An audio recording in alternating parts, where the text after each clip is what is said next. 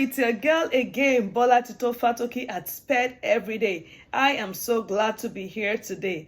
Again, I want to say thanks to all my subscribers. Thanks for following me on YouTube. Thanks for always waiting for this day.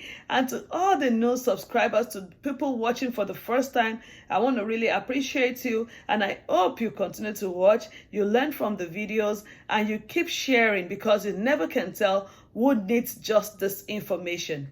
I put a question out there earlier in the week, and I said, ADHD, ADHD, ADHD. Have you heard that before? Who has heard it before? You know, it's just I wouldn't say it was kind of awkward to me, or I would better say it was strange to me when I discussed with some set of people, and they told me the only kind of disability they know or they are aware of is autism. So like when I was talking, somebody watched my video, and she was like, oh, so are you trying to tell me that disabilities is vast and there are different types? Yes, there are different types of disabilities. There are different categories of disabilities. But it's just that we hear often autism. And I realized that most people in the community that do not have a child with disability within their environment tend to believe that autism is the only kind of disability. That is why today I'm going to share with you about ADHD. So ADHD is one of the categories of disabilities. And what does it mean? Attention Deficit Hyperactivity Disorder. This is a condition whereby an individual does not have control of his or her own behavior. They don't even know what they're doing. They don't know how they're acting. And it is actually divided into 3 categories, of which out of the 3 categories, one of them is always very significant. And the 3 categories I will break them down just based on its name. The first one is inattentiveness. And what does that mean? I can call it inattention, inattentiveness. What does that mean? That means a child or an individual has short attention span for their age. You know, the funny thing about ADHD is that most of its symptoms has to do with even developmental stages in a child or in an individual. So it may be hard to pick at first, but when you see this in excess, when you notice that it's becoming too much and it's beginning to affect a child's positive thinking, is beginning to affect the child's social relationship, is beginning to affect learning or behavior, then there must be a call to action. So as I was saying, inattention, what does it mean? I said short attention span. You're going to notice your child has such attention span. You're going to notice that your child has difficulty in listening or learning from others, or in doing things to detail. You know, they just want to do it, rush it, and just leave. They cannot just, focus for a long time. They get easily distracted. You may be asking your child, what did I just tell you? And the child has forgotten it. Those are things you notice when a child has inattention, when a child is inattentive. And this is one of the categories or area of ADHD that we need to pay attention to. Then secondly, I'll bring 2 of the categories together to make one, and which is impulsivity and hyperactivity. Then the third category goes with having all those 3 together. Most times when we find a child, as an educator, like I've worked with children and that have ADHD, and I notice that most often time they all have these 3 things going on. They're inattentive, they have they're hyperactive, and also they are impulsive. So this, according to research, this area is like the most one that we see in a child with ADHD. So I want to go, what do you see when a child is impulsive? Oh, that child will always, often, they want to just talk. Because at that point, they are not thinking, they don't have the ability to think and to process their thoughts, or to process what they actually want or what they need. So at that time, as it comes into them, What they want to do is to talk. And I can tell you, I've worked with a lot of kids like that, that in the classroom, all they want to do is just to blurt out. They just want to say something. They can call names. They can just say things, out of proportion. And you're like, I'm here. Why are you saying that? So you can imagine what kind of thing is going on in that classroom environment, because that behavior would not only affect them, but others that are trying to learn in the classroom with them as well. What other thing do you see? You see a child having difficulty in taking turns. That's been impulsive. Oh, stay in the front of the line, but this child is already at the back, or this child has gone ahead of you. So those are some things you see when a child is impulsive. They take frequent risk. Before you notice it, they're gone. They act without thinking. So you see how strange that is. So I'm going to make sure that I stay focused on a child of school age today in this conversation.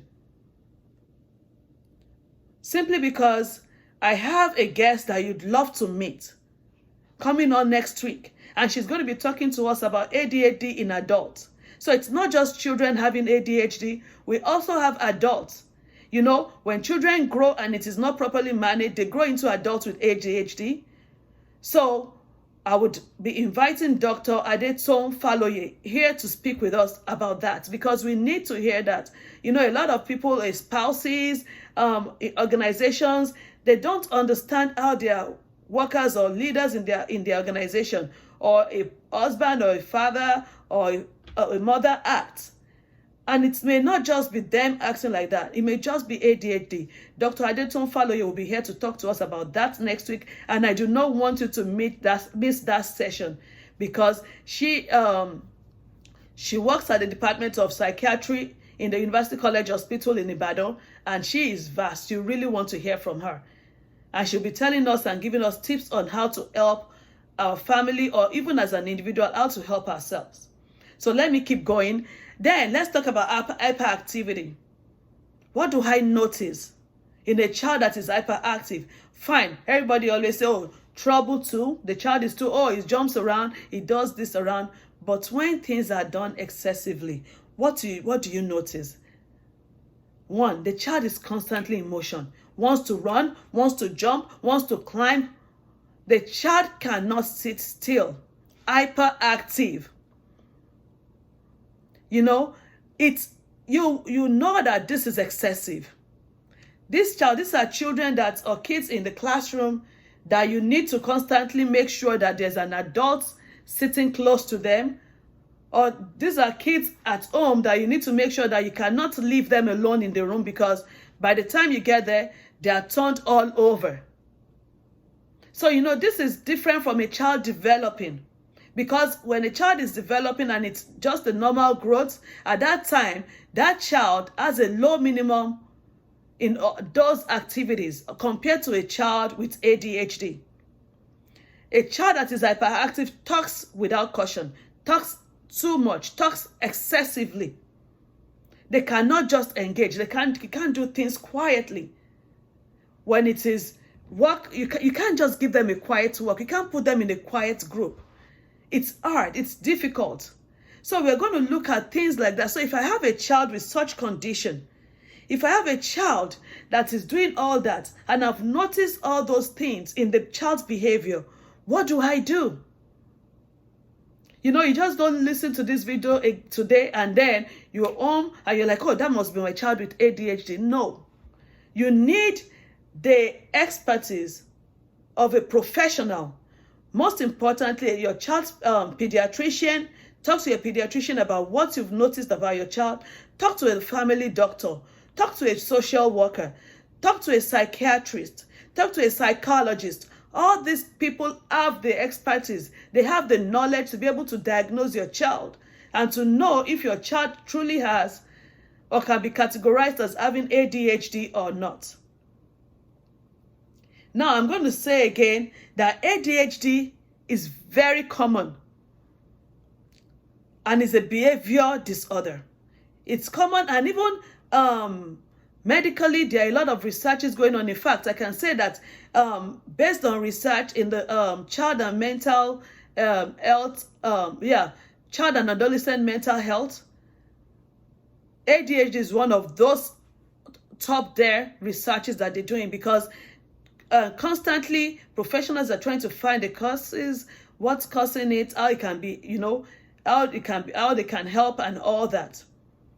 But one thing is that for sure, we know it could be genetic as well. So if there's a parent that has ADHD, which unfortunately parents may not be aware, because especially coming from like underdeveloped countries where there was never anything like that, growing up, building up. So the parent might not even know that they are suffering from this kind of condition. So about 40% of the time, if a parent has this condition, a child may pick it up as well. So, and then some of the other causes may be brain injury, and many more causes, which Dr. Adeton Faloye will be talking to us about next week. So, again, like I said, I just want to remain on children today. I want to talk about children, helping them in the classroom, helping them at home, helping them to learn. Because if a child cannot be attentive, if a child cannot listen, at that time, if a child acts on impulse, what happens? It's going to impede learning. It's going to affect the child's relationship with others. So how do we help manage this in a school environment? How do we help manage this with siblings, other siblings, families, and friends, and to still ensure that we include our child in everything? Because definitely no child must be left behind. And like I would always say, you still have to use your child's weakness to gain their strength, which will take me into things that you should know. When you realize and you've identified that your child has ADHD, what are the things you need to know first? Number one, when this behavior starts, try to figure out, why is my child behaving this way? Why is my child giving this attitude? Why is my child giving this behavior problem? As an educator in the area of special education, it took me a little while, when I started my career, to understand that some children actually do things to get out of task. Because they know that once they do this, Ms. Fatoki will tell them, maybe move to the side, go sit somewhere, or take a walk, take a break. And that's what they're looking for. So if you give it to them, you are reinforcing that behavior, and it's going to happen the next time. So you need to pay attention, and you need to know, why is my child acting this way? What does he get? And that thing that he gets when he acts this way, is that appropriate? Will that curb the behavior? Will that stop the behavior? Will that help the behavior? When you know that this would not, then you know what? You pull back a little bit and observe. You've had children, like I said, because they want to escape a task, because they want attention.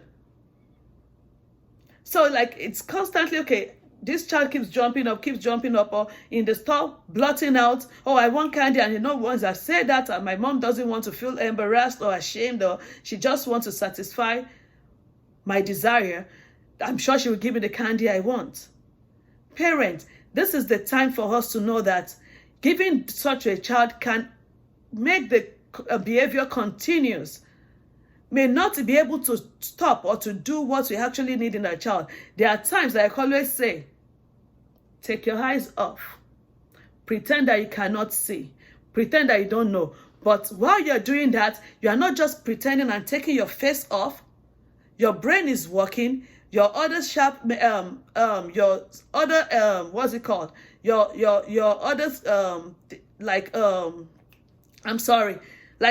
other part of your body is working. You are ensuring your child is safe, because children who have ADHD tend to have, fall into a lot of injuries, because they are not watching, they're not looking, and they just act impulsively, and can put them in a lot of danger. So while we are paying attention to the reason why these kids are acting the way they are, remember to also make sure that you're at alert, noticing and making sure that they are in a safe place. Another thing you want to know is you need to be able to identify the alternative or expected behavior. Okay, if this child is trying to escape task, What do I want? I do not want my child to escape task. I want my child to be able to complete task. I want my child to be able to relate socially. I want my child to be able to talk one-on-one. I want my child to be able to speak to me at a minimal, not excessively. I want my child to be able to sit down and complete some task. So one thing you for sure is that you need to understand that if you're trying to take away, you need to be able to put something back. Because remember, these are individuals that they don't think before they act. These are individuals that they get bored easily. So you telling them all the time, stop, don't do that. What are you replacing that behavior with? If you don't want that child to do that, you need to communicate what you want that child to do. That child needs to know where you're going, what you need. You have to communicate it, even if the child does not understand. By early intervention, which at least by the age of 3, you can, keep communicating to your child. If you keep saying it from the age of 3, I can tell you, keep doing it consistently, communicate what you want. You need to know what's the alternative behavior, what is expected behavior that I want to replace with what I have noticed in my child. Another important thing, which if it is not identified, may be difficult to ever work with your child or to help your child. What is the antecedent of the behavior?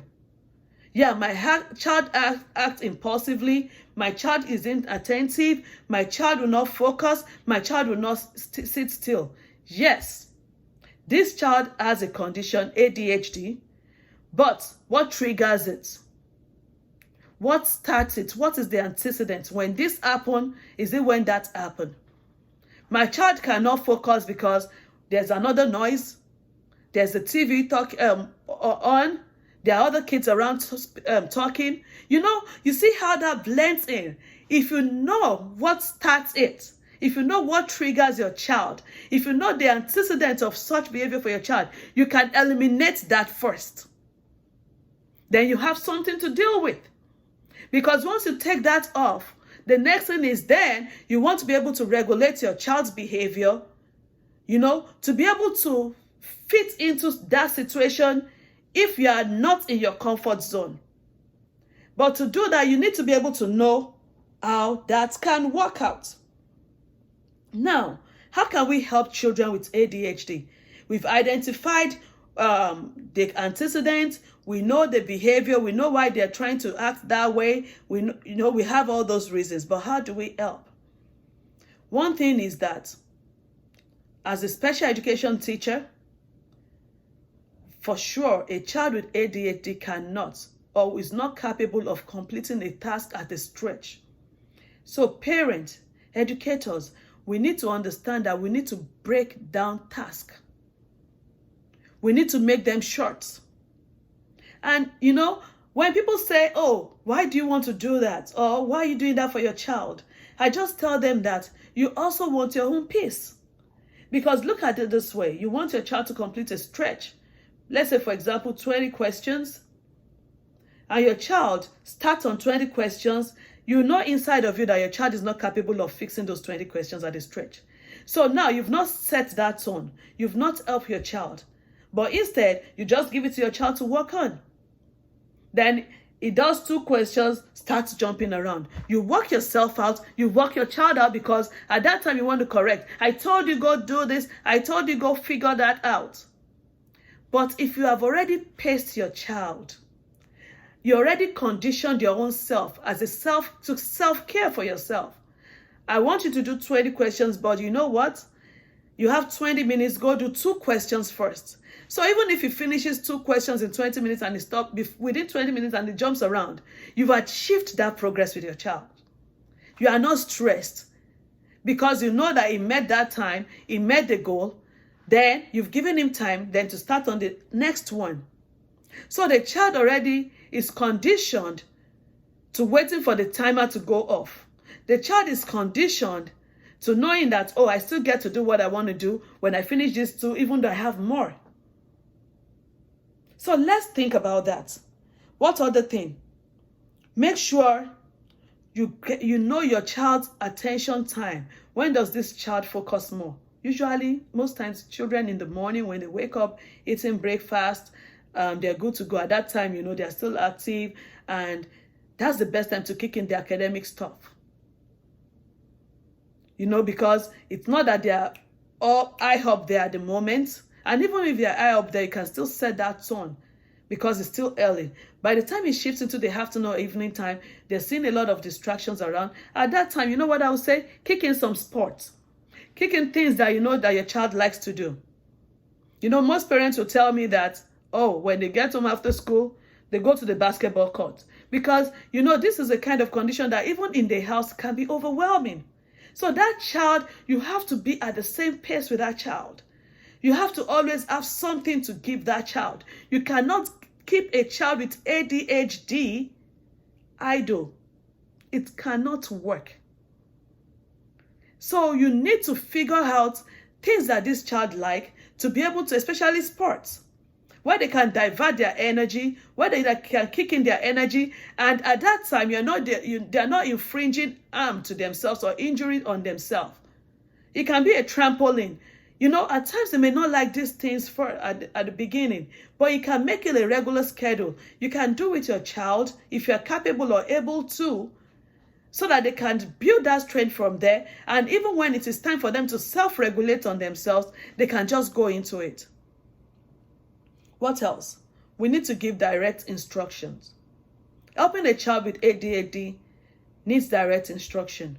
Most times, children with this condition, they sit face to face with an adult in the classroom. They have one-on-one learning process because they want to hear directly from you. As they're saying it, they're doing it.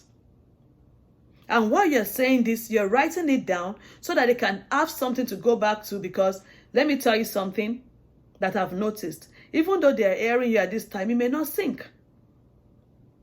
So direct instruction, paced according to that child's ability. And also, we need to be able to structure the materials that they are using. Make sure they're organized and they're structured accordingly. Most times, using visuals and engaging in instructional resources help children with this condition. So let them use pictures. So even if they are not hearing what you're saying, you can have pictures to say the same thing that reflects the same thing you're trying to communicate with that child. One important thing is that you need to also always provide clear, concise, and direct instruction. When you're giving your instruction, like I said earlier, make it very clear. Make it as simple as ever. Do not make it long. Shorten your instruction. Clear, concise, straight to the point, so that you can hit the nail on the head right there and there. When it's too much, you lose them. So we need to be able to pay attention to that. And at the end of every behavior, one thing I've learned is that when a child with ADHD starts, just try and use all these techniques you have. If the child has an IEP, or if the child has, like, what I mean by IEP is a plan or a behavior intervention plan, use it to the best. But at that time, you're not reviewing the child's behavior because the child will not hear you out. So at that child, what you want to do is that you want the behavior to be over with. Then you call the child back and review the expectation with that child. And also, because these kids like to move around, one thing that is important, you cannot take that movement from them. But by the time you are setting a tone for your expectation, make sure you include into the tone and the standard, the things they want to do as well. They want to get up, they want to walk around. So let them know that when you do this, you can get up, you can do this. When you put them in groups, not to avoid being destructive in group, let them lead the group if they are capable of doing it. Let them be the one to talk. When you want to ask questions in classroom, what I do for students like this is that I don't leave them till the end. Because if you do, they are restless, they're not paying attention. But you want them to get off from their mind what they want to say, the answer they want to give. So you may use them as a point of the first contact. You already know that if you don't call them, they're going to disturb other kids from learning. So the first person you want to call is that child. and then praise the child and move on to the next person. So these are techniques that even among siblings in the house, you already know that if I don't call on him first, oh, the whole house is upside down. So you need to make sure that you engage them and you let them know that I can see you. Because wait a minute, this is not about poor parenting. This is not about poor raising of a child. It's a condition. They cannot help it. We cannot help it, but we can work with them to be able to bring them to the best of their potential, to the best of their ability. So like I said, always make sure you discuss the situation when the behavior is, over with, and restate the expectation, the consequences as well. And one thing I also want to say is that for a child that has ADHD, most times we can see them, fidgeting, moving their legs and all that. One thing I've discovered in these kids is that, as a teacher, like I said, is that when you stop that behavior abruptly, like let's say you're teaching and the child is moving their leg and shaking their legs like that, and you just stop it, you lose that child. So as long as whatever thing that child is doing is not disruptive to others, is not disturbing others from learning, I can tell you, just try and overlook it. It may be like moving the pencil or, rolling on the pencil, because, I've tried severally and talked to other educators, and something we realized is that when you stop, it happens to me too. The time that you see me moving my legs and shaking my legs means that I'm getting it in. By the time you tell me stop, the whole thing that is rigging in my brain all day is stop. So to be able to refocus on what I was trying to sink in, may be hard. And this happens to our individuals with ADHD as well. So when you know that whatever activity they're doing is not affecting others, it's not affecting their safety, it's not going to put them in an unsafe situation, please make sure that you overlook it. And at the time you are overlooking it, you are thinking of the best way to be able to help this individual. So again, let me recap. What have I said today? I talked about ADHD, which is attention deficit hyperactivity disorder. I talked about the 3 types of ADHD we have, and I let you understand that the most common is the one with all the 3 categories, which is of course the hyperactivity, the impulsivity, and also the inattention. I talked about things that we need to know when we have a child that has that condition, and also ways that we can help, and also gave you clue on the professionals you can talk to that will be able to help you to check your child and to see if your child needs to be diagnosed of ADHD. Again, parents, educators, family, friends I'm talking to today, this is something we all can work together with. And the most important way, the way this works out, I can stay here saying all this all day, but one thing and one way that I know that this has really helped is being consistent with whatever thing we are doing to help our child. And this is to let you know that there are different conditions out there. And some you cannot see looking at the face, looking at the body structure. It is in there.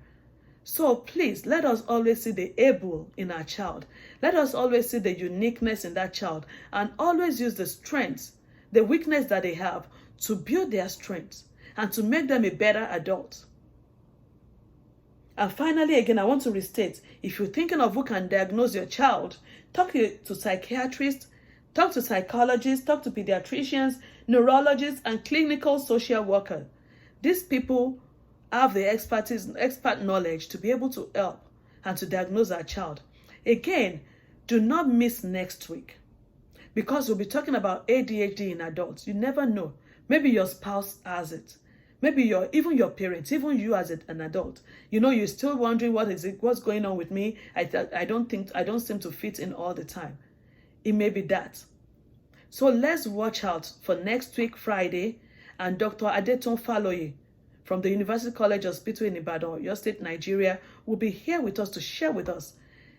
She's a psychiatrist and she's worked with a lot of these individuals and still working with them. And I'm sure our expert knowledge would really help us to move on in life. So again, thanks for watching me today.